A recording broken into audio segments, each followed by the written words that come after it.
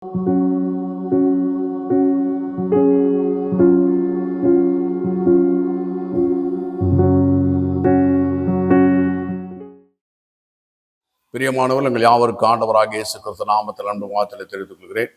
கர்த்தர் தாமே உங்கள் ஒருத்தையும் அவருடைய நிழலின் பிரகாரம் வழி நடத்துவாராக. நாம் பிதாவுடைய சித்தத்தை குறித்து தியானித்து வருகிறோம். கடந்த நிகழ்ச்சியிலே நம்மை குறித்து தேவனுடைய சித்தம் என்ன என்று சொல்லி பரிசுத்த வேதாகமத்திலிருந்து பார்த்தோம். தேவனுடைய சித்தம் பரிசுத்த வேதாகமத்தில் நமக்கு இவைகள்லாம் நடக்க வேண்டும் என்று சொல்லியிருக்கிறதோ, இவைகளாம் நமக்கு நடக்கக்கூடாது என்று பரிசுத்த வேதாகமம் சொல்லியிருக்கிறதோ, அவைகளே பிதாவின் சித்தம் என்று சொல்லி பார்க்கின்றோம். இன்றைக்கு நாம் தியானிக்க இருக்கிறதான காரியம் என்ன என்று சொன்னால், நாம் செய்ய வேண்டிய பிதாவுடைய சித்தத்தை குறித்து நாம் பார்க்கின்றோம். 1 தெசலோனிக்கேயர் 5ஆம் அதிகாரம் 18வது வசனத்தை வாசிக்கும் பொழுது வேத வாக்கியம் விதமாய் சொல்கிறது. 1 தெசலோனிக்கேயர் 5:18 எல்லாவற்றிலேயும் ஸ்தோத்திரம் செய்யுங்கள், அப்படி செய்வதை உங்களை குறித்து கிறிஸ்து இயேசுக்குள் தேவனுடைய சித்தமாக இருக்கிறது சொல்லி பார்க்கிறோம். அப்போ எல்லாவற்றிலும் எப்பொழுதும் நாம் தேவனை ஸ்தோத்திரிக்க கடமைப்பட்டிருக்கிறோம், நன்றி செலுத்த கடமைப்பட்டிருக்கிறோம். அப்படி நாம் எல்லா நேரத்திலும் கர்த்தருக்கு நன்றி செலுத்துகிறவர்களாக இருக்கும்போது தேவனுடைய சித்தத்தை செய்கிறவர்களாக இருக்கிறோம். என்னப்பா செய்யணும்னா சொல்லுங்கப்பா செஞ்சிடறேன்னு சொல்லி பாடுறதெல்லாம் நிறுத்திட்டு என்ன நம்மை குறித்து தேவனுடைய சித்தமாக இருக்கிறதோ அதை நாம் செயல்படுத்துகிறதுக்கு நம்ம ஒப்பு கொடுப்போம். கர்த்தருடைய கிருபை கேட்போம். கர்த்தாவை நான் எப்போதும் உண்மை ஸ்தோத்திரித்து கொண்டிருக்கேன், எனக்கு நீங்கள் கிருபை தாங்க என்று சொல்லி ஒப்பு கொடுப்போம். அப்படி நாம் ஜெபித்து ஒப்பு கொடுக்கும்போது கர்த்தர் நமக்கு கிருபை தருகிறார். எல்லாவற்றிலும் எப்போதும் ஸ்தோத்திரிக்கிறதான கிருபையை கர்த்தர் நமக்கு தருகிறவராக இருக்கார். என்றால் அவர் இல்லாமல் நம்மளால் ஒன்றும் செய்ய முடியாது. அவரே நமக்கு எல்லாவற்றையும் செய்கிறதுக்கு வழி நடத்துகிறவராக இருக்கிறார். சங்கீதம் 34:1 வாசிக்கிறோம், கர்த்தரை நான் எக்காலத்தில் ஸ்தோத்திரிப்பேன், அவர் துதி எப்பொழுதும் என் வாயில் இருக்கும். அப்போ எக்காலத்திலும் கர்த்தரை நாம் ஸ்தோத்திரிக்கிறதாக இருக்கணும். கர்த்தர் நமக்கு எப்பொழுதும் நன்மை செய்கிறவராக இருக்கிறதுனால எப்பொழுதும் நாம் கர்த்தரை ஸ்தோத்திரிக்கிறவர்களாக இருக்கணும். அப்படி ஸ்தோத்திரிக்கும் பொழுது நம்மை குறித்து தேவனுடைய சித்தத்தை நாம் செய்கிறவர்களாக இருக்கிறோம். லூக்கா 21:36 வாசிக்கிறோம், நீங்கள் மனுஷகுமாரனுக்கு முன்பாக நிற்க பாத்திரவான்களாக எண்ணப்படுவதற்கு எப்பொழுதும் ஜெபம் பண்ணி விழித்திருங்கள் என்று சொல்லி பார்க்கிறோம். அப்போ எப்போதும் ஜெபிப்போம் என்று சொன்னால் நாம் தேவனுடைய சித்தத்தை செய்கிறவர்களாக இருக்கிறோம். எல்லாவற்றுக்காக நாம் ஜெபிக்க வேண்டும். ஏனென்றால் தேவனுடைய கிருபை இல்லாமல் நம்மளால் ஒன்றும் செய்ய முடியாது. அதற்காக எல்லாவற்றுக்குமாகவும் எப்பொழுதும் நாம் ஜெபிக்கிறவர்களாக இருக்கணும். ஏனென்றால் நம்மால் எதுவுமே செய்ய முடியாது என்று சொல்லி வேத வாக்கியம் நமக்கு கற்றுத்தந்திருக்கிறது. ஆகையினாலே எப்பொழுதும் ஜெபிப்போம் என்று சொன்னால் நாம் மனுஷகுமாரன் முன்பாக நிற்க பாத்திரவான்கள் எண்ணப்படுவோம். ஆகையினாலே எப்போதும் ஜெபிக்கிறவர்களாக இருக்கிறதுக்கு நாம் இப்போ கொடுப்போம். இது எப்போதும் செய்யும் பொழுது நாம் தேவனுடைய சித்தத்தை செய்கிறவர்களாக இருக்கிறோம் என்று சொல்லி பார்க்கிறோம். அடுத்தாக சங்கீதம் 1ஆம் சங்கீதத்தில் 1-3 வசனங்களை வாசிக்கும் பொழுது, இரவும் பகலும் கர்த்தருடைய வசனத்தில் தியானமாக இருக்கிற மனுஷன் பாக்கியவான் என்று சொல்லி பார்க்கிறோம். அப்போ எப்பொழுதும் தேவனுடைய வசனங்களை வாசிக்கிறவர்களாக, கேட்கிறவர்களாக, தியானிக்கிறவர்களாக இருக்க வேண்டும்.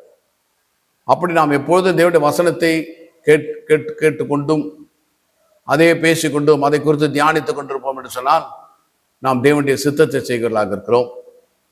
நம்முடைய சிந்தனை எங்கும் சிதறாது இருக்கும். ஆகினாலே எப்பொழுதும் தேவனுடைய வசனங்களை இரவும் பகலும் தியானிக்கிறவர்களாக இருக்க வேண்டும்.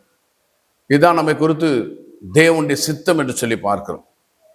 பிலிப்பியர் 4ஆம் அதிகாரம் 4ஆம் வசனத்திலும் 1 தெசலோனிக்கேயர் 5ஆம் அதிகாரம் 16ஆம் வசனத்தை வாசிக்கும் பொழுது எப்பொழுதும் சந்தோஷமாயிருங்கள் என்று சொல்லி பார்க்கிறோம். சந்தோஷமார்கள், மறுபடியும் சொல்கிறேன், சந்தோஷமார்கள் என்று சொல்லி பார்க்கிறோம். அப்போ நம்ம எப்போதும் சந்தோஷமா இருக்கிறது தேவனுடைய சித்தம். அநேகர் சொல்லுவாங்க, ரொம்ப சந்தோஷமா இருக்காதீங்க, எதனா பிரச்சனை வந்துடும் சொல்லுவாங்க. அதெல்லாம் நெகட்டிவ் தாட்ஸ் பிரியமானதே, அதையெல்லாம் நீங்கள் உள்ளே கொண்டு போகாதீங்க. நீங்கள் எப்போதும் சந்தோஷமா இருக்க வேண்டும் என்பது தேவனுடைய சித்தம். அவர் பரிசுத்த ஆவியை கொடுத்ததுடைய நோக்கமே நம்ம சந்தோஷமா இருக்கிறதுக்காகத்தான். நம்மை ஆலயத்துக்கு கொண்டு வருகிறதே நம்மை மகிழ பண்ணுவதற்காகத்தான்.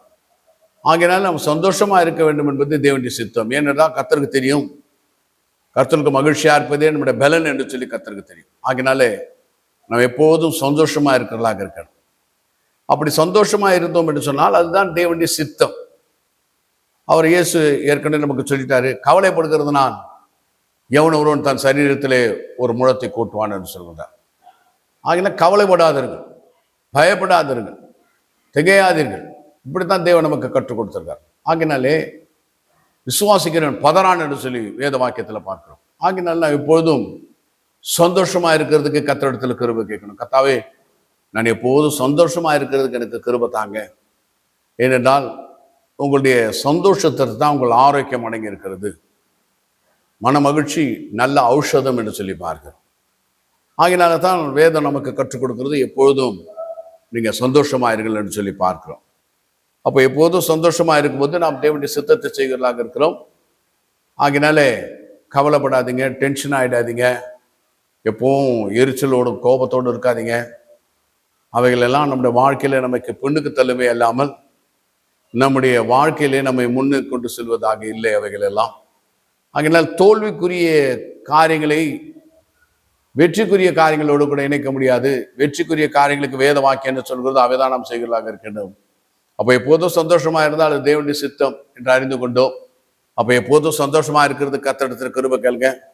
எப்போதும் சந்தோஷமா இருங்க. அது உங்களுடைய வாழ்க்கையில மிகுந்த பலனை கொடுக்கிறதாக இருக்கிறது. அதாக கலாத்தியர் 6ஆம் அதிகாரம் 9ஆம் வசனத்தை வாசிக்கும் பொழுது, எப்பொழுதும் நற்கிரிகள் செய்கிறவர்களாக இருக்க வேண்டும் என்று சொல்லி பார்க்கின்றோம். நாம் எப்போதும் நற்கிரிகள் செய்கிறவர்களாக இருக்க வேண்டும் என்பது தேவனுடைய சித்தமாக இருக்கிறது சொல்லி பார்க்கிறோம். அப்படி எப்போதும் நாம சொந்த நற்கிரியை செய்வோம் என்று சொன்னால் தேவனுடைய சித்தத்தை செய்கிறவர்களாக இருக்கிறோம். எப்போதும் நற்கிரியை செய்கிறவர்களாக இருக்கிறோம். அப்படி நற்கிரிகள் செய்யும்போது நாம் தேவனுடைய சித்தத்தை நிறைவேற்றுவர்களாக இருக்கிறோம் என்று சொல்லி பார்க்கின்றோம். அந்த நற்கிரிகளை வேத வாக்கியத்தில் நாம் அறிந்திருக்கிறோம். நாம் சிருஷ்டிக்கப்பட்டதே கிறிஸ்து இயேசுக்குள் நற்கிரி செய்கிறதுக்காகவே நாம் சிருஷ்டிக்கப்பட்டிருக்கிறோம். இந்த உலகத்தில் மறுபடியும் நாம் தேவனால் ஜெனிப்பிக்கப்பட்டதுடைய காரணம் என்ன என்றால், நற்கிரி செய்கிறதுக்காக கிறிஸ்து இயேசுக்குள்ளே நாம் ஜெனிப்பிக்கப்பட்டவர்களாக இருக்கிறோம் என்று சொல்லி பார்க்கிறோம். அப்போ எப்போதும் நாம் நற்கிரி செய்கிறதுனாலே நம்முடைய வாழ்க்கையிலே தேவனுடைய சித்தத்தை செய்கிறவர்களாக இருக்கிறோம் என்று சொல்லி பார்க்கிறோம். நன்மை செய்கிறதுல சோர்ந்து போகாமல் இருப்போமாக, நாம் தளர்ந்து போகாதிருந்தால் ஏற்ற காலத்தில் அறுப்போம் என்று சொல்லி பார்க்கிறோம். அப்போ எப்போதும் நற்கிரி செய்கிறவர்களாக இருக்கின்றோம். 1 தெசலோனிக்கேயர் 5ஆம் அதிகாரம் 16ஆம் வசனத்தில் வாசிக்கிறோம், எப்போதும் நாம் நன்மை செய்கிறவர்களாக இருக்க வேண்டும் என்று சொல்லி வேத வசனத்தில் பார்க்கின்றோம். எப்போதும் நன்மை செய்கிறவர்களாக இருக்க வேண்டும் என்று சொல்லி வேத வாக்கியம் நமக்கு நினைப்பூட்டுகிறதை பார்க்கிறோம். எப்பொழுதும் நன்மை செய்ய நாடுங்க. அப்போ எப்போதும் நன்மை செய்கிறவர்களாக நாம் இருக்கும்போது தேவனுடைய சித்தத்தை நிறைவேற்றுவர்களாக இருக்கிறோம். ஆகினாலே எப்போதும் நன்மை செய்கிறவர்களாக இருப்போம். அடுத்தாக மார்க் 9:23 வாசிக்கிறோம், நீ விசுவாசிக்க கூடுமானால் ஆகும், விசுவாசிக்கிறதுக்கு எல்லாம் கூடும் என்று சொல்லி இருக்கிறதுனால எப்பொழுதும் நாம் விசுவாசமா இருக்கணும். கர்த்தர் மேல், கர்த்தருடைய வார்த்தைகள் மேல் எப்போது விசுவாசமா இருக்கணும். கர்த்தருடைய வார்த்தையிலே, கர்த்தர் எனக்கு சொல்லி இருக்கிற வார்த்தைகள் தான் எனக்கு நடக்கும் என்பதிலே எப்பொழுது விசுவாசித்து அவைகளே நாம் அறிக்கை செய்கிறவர்களாக இருக்க வேண்டும். அவைகள் தான் எனக்கு நடக்கும் என்று சொல்லி தேவனை மையப்படுத்துவர்களாக இருக்க வேண்டும்.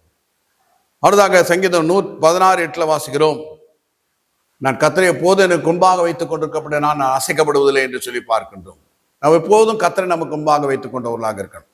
எப்படி எப்போதும் கர்த்தரை நமக்கு முன்பாக வைத்துக் கொண்டிருப்போம் சொல்லி பார்க்கும்போது அவருடைய வார்த்தைகளை எப்போதும் நமக்கு முன்பாக வைத்துக் கொள்ள வேண்டும். வார்த்தைகள் தான் மிகவும் முக்கியமானது. ஏனென்றால் தேவன் சகலத்தை தம்முடைய வல்லமுள்ளதான வசனத்தினால தாங்குகிறவராயிருக்கிறார். ஆகினால வார்த்தையை எப்போதும் நமக்கு முன்பாக வைத்துக் கொள்ள வேண்டும் என்று சொல்லி பார்க்கிறோம். 1 தீமோத்தேயு 2ஆம் அதிகாரம் 4ஆம் வசனத்தை வாசிக்கும் பொழுது, எல்லா மனுஷரும் ரட்சிக்கப்படுவது சத்தியத்தை இருக்கிறதான அருடைய சித்தமா இருக்குன்னு சொல்லி பார்க்கிறோம். ஆகினாலே எல்லா மனுஷரும் ரட்சிக்கப்பட வேண்டும் என்பது, சத்தியத்தை அறிய வேண்டும் என்பது தேவனுடைய சித்தமா இருக்கிறபடினால அந்த சித்தத்தை செய்கிறதுக்கு நம்ம ஒப்பு கொடுக்க வேண்டும். கரெக்டா எல்லா மனுஷரும் ரட்சிக்கப்பட, எல்லா மனுஷரும் சத்தியத்தை அறிகிற அறிவு அடைவதற்கு என்னை இந்த உலகத்துல பயன்படுத்துங்க, கர்த்தராகிய இயேசு கிறிஸ்து நாமத்தை ஜெபிக்க பிதாவை சொல்லி ஒப்பு கொடுத்து நம்ம ஒப்பு கொடுக்கும்போது பிதாவுடைய சித்தத்தை நாம் செய்கிறவர்களாக இருக்கிறோம் என்று சொல்லி பார்க்கிறோம். 1 தீமோத்தேயு 3ஆம் அதிகாரம் 15ஆம் வசனத்துல வாசிக்கும் பொழுது, எப்பொழுதும் ஆயத்தமா இருங்க. கர்த்தராகிய இயேசு கிறிஸ்து எப்போ வருவார் என்று சொல்லி தெரியாது. ஆகினால எப்பொழுதும் ஆயத்தமா இருங்க. அப்படி நாம் எப்போதும் ஆயத்தமா இருக்கிறவர்களாக இருக்க தான் தேவனுடைய சித்தம். அதுக்காக நாம் ஒப்பு கொடுக்கணும். கர்த்தாவே, நீங்க வரும்போது நான் எப்போதும் ஆயத்தமா இருக்கிறணும். நீங்க வரும்போது நான் விசுவாசம் உள்ளவனா இருக்கணும். நீங்க வரும்போது நான் எப்போதும் கிறிஸ்து தேவ அன்பினால் நிறைந்தவனா இந்த உலகத்துல வாழணும். அதுதான் இந்த ரெண்டு காரியம் தான் உலகத்துல குறையும் என்று சொல்லி பார்க்கிறோம். இயேசு கிறிஸ்து வரும்போது மனுஷகுமார் பூமியில வெளிப்படும் போது விசுவாசத்தை காண்பாரோ, அக்கிரம் மிகுதியாவதுனா அனைகட அன்பு தனிந்து போகும் என்று சொல்லி பார்க்கிறோம். ஆகினால் நம்ம ஒப்பு கொடுக்கணும், கர்த்தாவே நான் விசுவாசத்துல குறைந்துடக்கூடாது, தேவ அன்புல குறைந்துடக்கூடாது, எனக்கு கிருபை தாங்க, கர்த்தராகிய இயேசு கிறிஸ்து நாமத்தை ஜெபிக்கிறேன் பிதாவை சொல்லி நாம் ஜெபிக்கிறதாக இருக்கணும். எதுக்கோ ஜெபிக்கிறோம், வேத வசனத்தை புரிந்து கொண்டு இப்படி ஜெபித்தால் நம்முடைய வாழ்க்கைக்கு மிகவும் பிரயோஜனம் என்பதை அறிந்து அந்த வசனங்களை ஜெபமாக மாற்ற வேண்டும். அடுத்தாக வாசிக்கிறோம் கொலோசியர் 4ஆம் அதிகாரம் 6ஆம் வசனத்தை வாசிக்கும் பொழுது, உங்கள் வசனம் எப்போதும் கிருபை பொருந்தினதாலும் ஒப்பால் சாரமே என்னதுமாய் இருப்பதாக என்று சொல்லி பாருங்க. எப்போதும் நம்முடைய வாயிலிருந்து புறப்பட்டதான வார்த்தைகள்லாம் கிருபை பொருந்தின வார்த்தைகளாக இருக்கு. அப்படி எப்போதும் கிருபை பொருந்தின வார்த்தைகளை பேசக்கூடியவர்களாக, ஒப்பால் சாரமே என்ன வார்த்தைகளை பேசக்கூடியவர்களாக நம்ம ஒப்பு கொடுக்கும் பொழுது தேவனுடைய சித்தத்தை செய்கிறவர்களாக இருக்கிறோம் என்று சொல்லி பார்க்கிறோம். கலாத்தியர் 4ஆம் அதிகாரம் 12ஆம் வசனத்தை வாசிக்கும் பொழுது, எப்பொழுதும் நல்ல விஷயத்துக்கு வைராக்கிய பாராட்டுகளாக இருக்காங்க. வைராக்கியம் என்று சொல்ல கெட்டதுக்கு மாத்திரமே பயன்படுத்துவர்களாக இருக்கிறாங்க, இல்லை நம்ம நல்லதுக்கும் பயன்படுத்த வேண்டும். எப்போதும் நல்ல விஷயத்திற்கு வைராக்கிய பாராட்டுகளாக இருக்கணும், அதை விட்டு விடுகளாக இருக்கக்கூடாது. யோவான் 8ஆம் அதிகாரம் 51ஆம் வசனத்தை வாசிக்கும் பொழுது, எப்பொழுதும் வசனத்தின்படி நடக்க வேண்டும். தேவனுடைய வசனத்தின்படி நடக்கும் பொழுது மெய்யாகவே மெய்யா நான் உங்களுக்கு சொல்கிறேன், நீங்கள் மரணத்தை காண்பதில்லை என்று சொல்கிறார். ஆகினால் எப்போதும் வசனத்தின்படி நடக்கிறதுக்கு நம்ம ஒப்புக்கொடுவோம். கர்த்தரிடத்தில் கிருபை கேட்கணும், கர்த்தாவே உங்களுடைய வசனங்கள் பிரகாரம் நான் நடப்பதற்கு எனக்கு கிருபை தாங்க, கர்த்தராகிய இயேசு கிறிஸ்து நாமத்தை ஜெபிக்கிறேன் பிதாவை சொல்லி ஜெபிக்கும் பொழுது கர்த்தர் நமக்கு கிருபை தருகிறவராக இருக்கிறார். ஆகினால் இவைகள் தான் தேவனுடைய சித்தம் என்று சொல்லி அறிந்து கொண்டபடினாலே இந்த சித்தத்தை செய்கிறதுக்காக நாம் ஒப்பு கொடுப்போம், நாம் ஜெபித்து முடிப்போம். எங்களை அதிகமாக நேசிக்கிறதான பரிசுத்தம் உள்ள பிதாவை, கர்த்தராகிய இயேசு கிறிஸ்து நாமத்தினுடைய சுமத்துகிறோம். எங்களை குறித்து தேவனுடைய சித்தம் என்ன என்று சொல்லி நாங்கள் அறிந்து கொண்டோம். நாங்கள் செய்ய வேண்டிய தேவனுடைய சித்தம் என்ன என்பதை வேத வசனத்தின் மூலம் எங்களை கற்றுக் கொடுத்ததுக்காக நன்றி. அந்த சித்தத்தை எப்போது நாங்கள் செயல்படுத்தலாம் இருப்பதற்கு எங்கள் எல்லாருக்கும் கிருபை தாரும். கர்த்தராகிய இயேசு கிறிஸ்து நாமத்தை ஜெபிக்கிறோம், பரிசுத்தம் உள்ள பிதாவே, ஆமென்.